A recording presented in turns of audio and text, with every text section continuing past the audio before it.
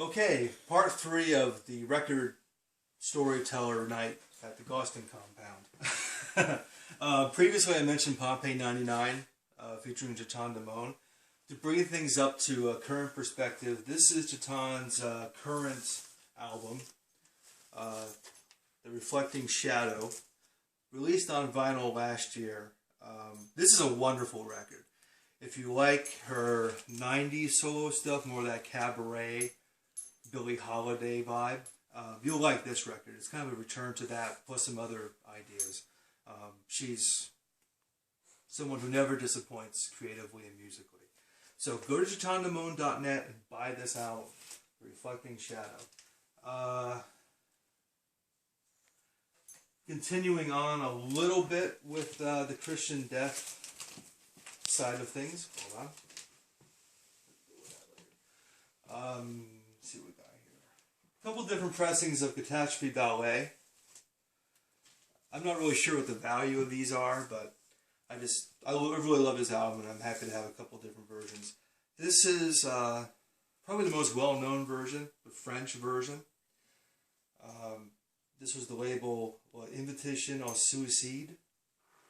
Yeah, got me, as far as the pronunciation. But they put this out in '84.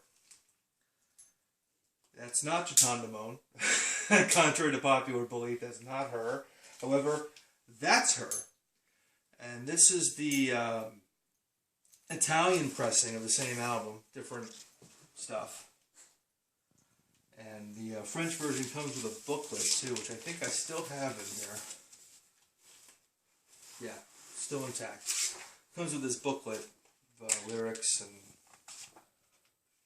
photos and cool stuff. So that's in there.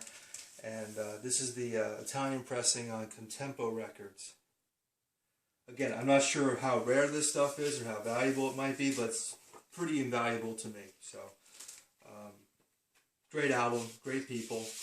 Very happy to own this stuff. Let's see.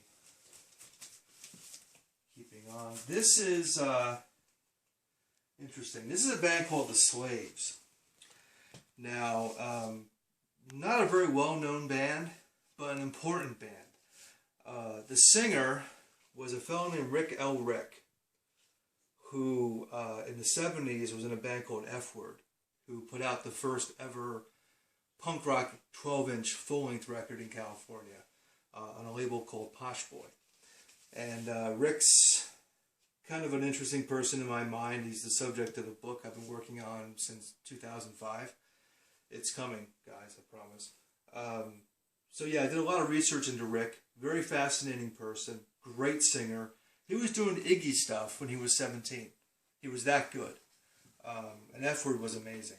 But this is an amazing band too. This is like late 80s, early 90s. Alternative rock, but with a goth edge. They cover Joy Division on here.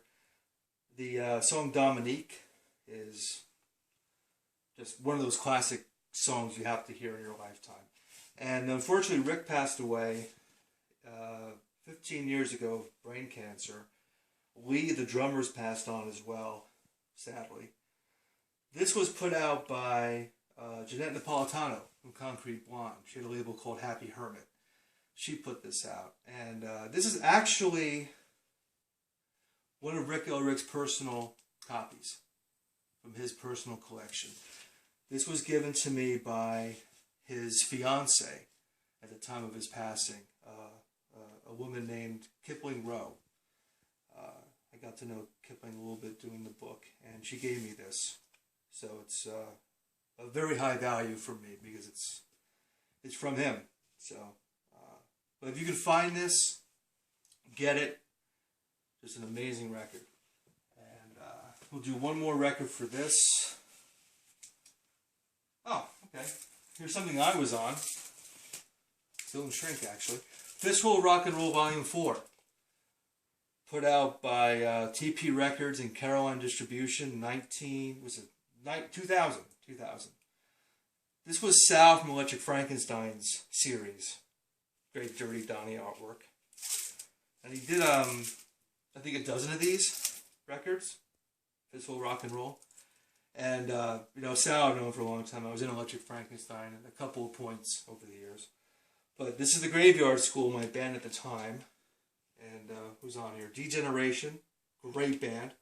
I think Todd Youth from Warzone plays on that one. Black Halos, great band. Interestingly enough, American Heartbreak, who's the band right before us, their guitar player is Kipling's brother. It's kind of always fun to see how this stuff connects. But his name was Billy, or is Billy, and he was in this band, which is kind of like a pop punk but more rock. Really good stuff. He's still in a band, and was in a band for many years, called Jet Boy, who were one of the big 80s Sunset Strip type bands. That was his main band, but he had this band for a while too. The bass player, oddly enough, is one of the guys from Exodus.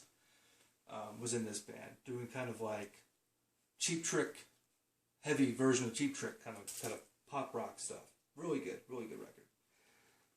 That's part 3.